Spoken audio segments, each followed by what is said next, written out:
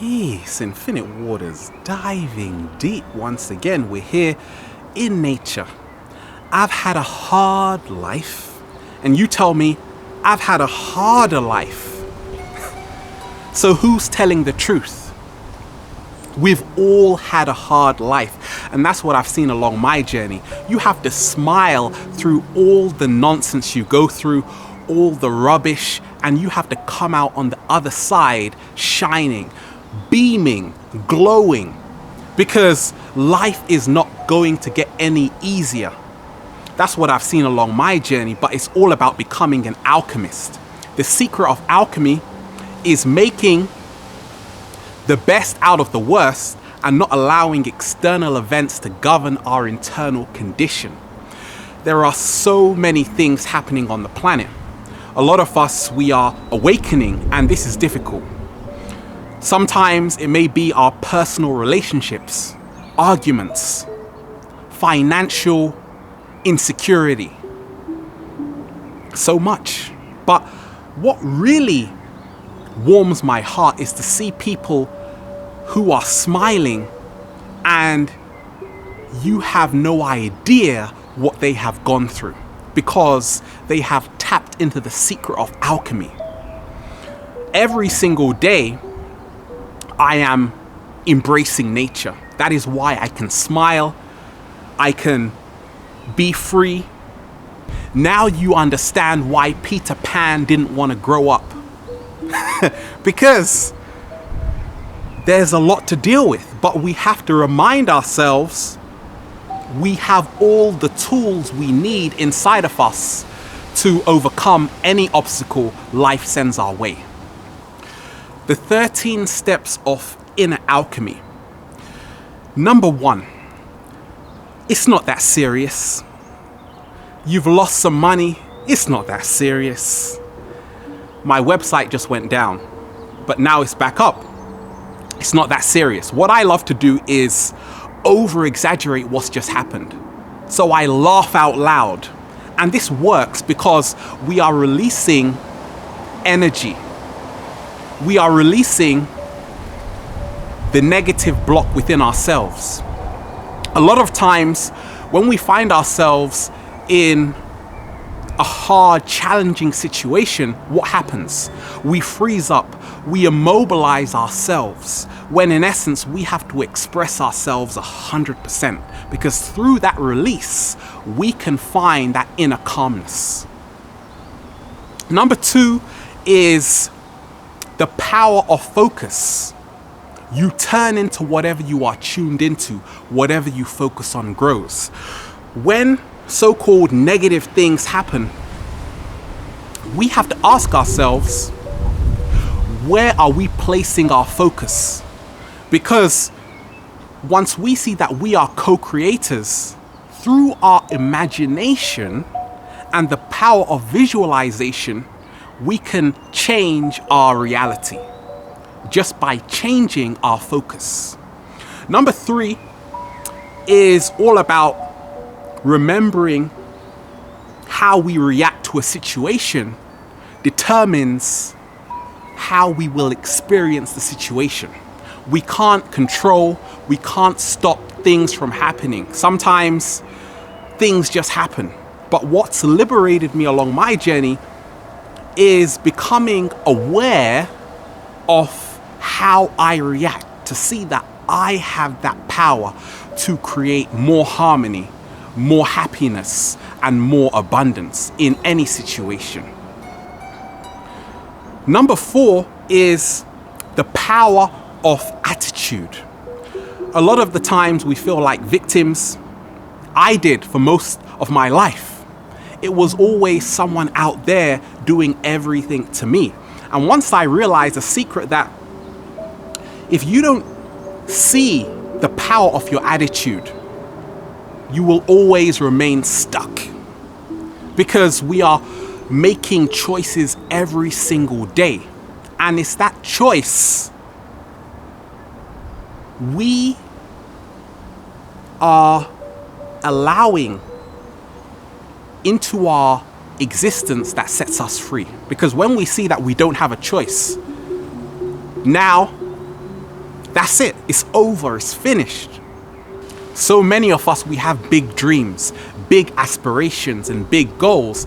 And when we see that our brain is changing based on our experience through neuroplasticity, we free ourselves. When we see that epigenetics, through our perceptions, we are altering our DNA, then we free ourselves. Through psychoneuroimmunology, the psychology affecting the immune system, we just see how attitude changes everything. Number 5 is about absorbing ourselves into the present moment. Sounds like a cliche, but it's freed me along my journey, because when something bad happens, immediately so many of us, we start thinking of other future scenarios, or we flash back to the past. It becomes a memory. The fundamental problem with many of us on the planet, even along my own journey, is the existential crisis. And this is based where we are living in our minds when we have to move more into our heart space. And that can only be done through making sure every day we are connecting with our true authenticity by surrendering to who we think we are, because it's this personal identity which is keeping us out of the now. My race, my color, my gender, what clothes I'm wearing, how much money I have. All of those things are roadblocks. I'm only about moving forward. Move out of the way. Number 6 is about exercising. Anytime I feel life is crashing down on me, the waves are coming and gonna wipe me out, I go skating. And it's so liberating just to see that immediately it reduces anxiety, stress, panic, just by moving your body, because yes, it's releasing those endorphins, but more so, we are moving out of our mind and we are tapping into the subconscious mind, because the body is the subconscious mind. Number 7 is meditation. I love to meditate, and how I do this is by just doing what my heart resonates with, whatever is bringing me more into the now, where I'm not judging how I'm feeling. I'm not in resistance, because it's that resistance that makes life so rough. Through the meditation, I am surrendering to life. Many of us, we are in the beta brainwave state, and once we move to the alpha, the theta, the delta, now we are experiencing that pure relaxation through listening to beautiful music, the 432 hertz frequency. I love listening to Brazilian music because it's got that samba soul. You're doing that dance and you just laugh, you just smile, you realize that the problems we have are all man-made. We've created a web and we are the only ones who are gonna get ourselves out of it.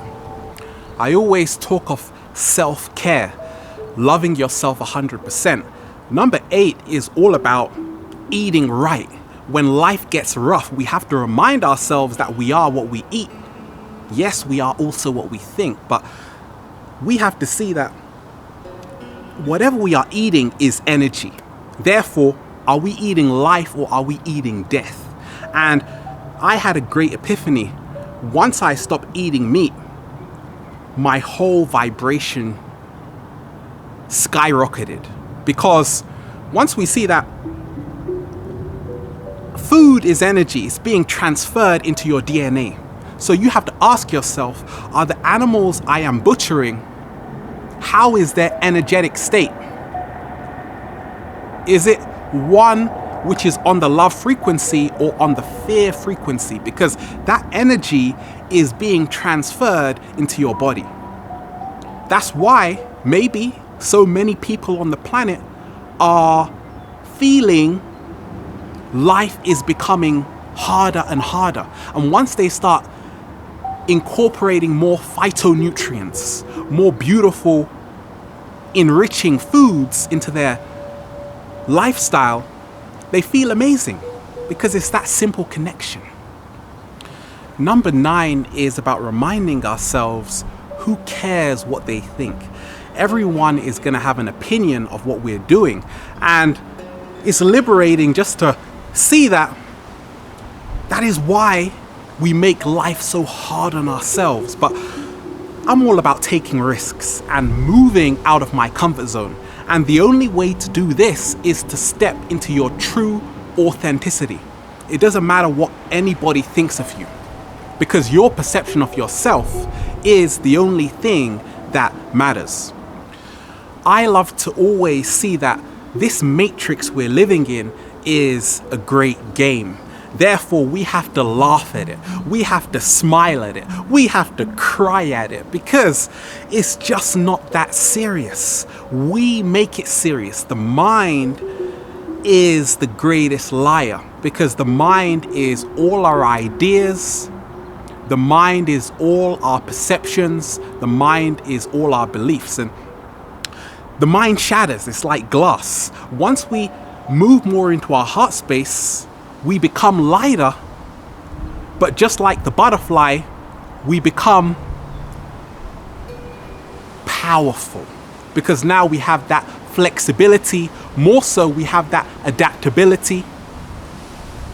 We're harder to catch. We're flying. And go to the comedy store. Laugh more. Play more. This is what I tell myself. The secret is in keeping alive the inner child, because that is the only thing which is going to set us free on the planet. It's work for me. Skate, baby! Number 10 would be radical action. So many of us, we're afraid of making mistakes, therefore we become paralyzed in our actions. And what I've seen is that life becomes easier when you accept yourself. Whatever you have to offer the world is valuable, but you have to place value on that. Number 11 is the big picture. I freed myself, and I'm still in the process of reprogramming my belief systems and stepping into knowing, when I realized that much of what we think we know, the ideas are not coming from us. They're coming from the media. They're coming from what we call universal mind control. You better wake up, smell the coffee. If you don't drink coffee, go into the garden and smell the roses. But to free ourselves, we have to see the big picture, that the reason why so many of us feel not in a perfect equilibrium and homeostasis is because how we are living our life every day is not in our best interest. It is not helping us become the greatest version of ourselves. I have seen the secret that we came here to play. A lot of us, we feel that the more we are doing, it's great. But work was the first invention to cure boredom. Yes, we have to work and cultivate our highest and greatest potential. But when you love what you are doing, it's not work, it's leisure. Number 12 is body language. And 93% of communication is non-verbal. When things happen to us, we have to see what we are doing with our body, because The body never lies. And once we can tap into the body, we see our true intentions. We see our true heart's desire. More so, we get a better knowing of our true selves. Many of us, we're out of our body for most of the day. So when things happen, we're trying to use a thought process which created the problem in the first place. We can't solve the problem with the same thinking that created it. We have to move into our body to become an alchemist and see that we have the power to change any situation for the better. And lastly, number 13, we have to remind ourselves to connect with those who remind us who we are. That is how to deal with life when it gets rough, when it sends us that parcel in the mail. Because we need that support network. That's what self-love is about. We love ourselves when we start connecting with those who inspire us greatly. Even along my journey, I've had friends and the relationships weren't strong because the resonance changed, that frequency changed. We attract what we are, we attract how we feel internally. So we have to remind ourselves that when we are not feeling great, try this. Go and make someone happy. And through that positive energy, now both of you are co-creating a more magnificent environment. And this, in the long run, makes the world a better place. So there you have it. I see that we came here just to have fun. And anything I do, I make sure I have fun, because at the end of the day, the only thing that matters is who had the most fun. We're here in nature, infinite waters, diving deep once again. Stay well, stay healthy. Peace.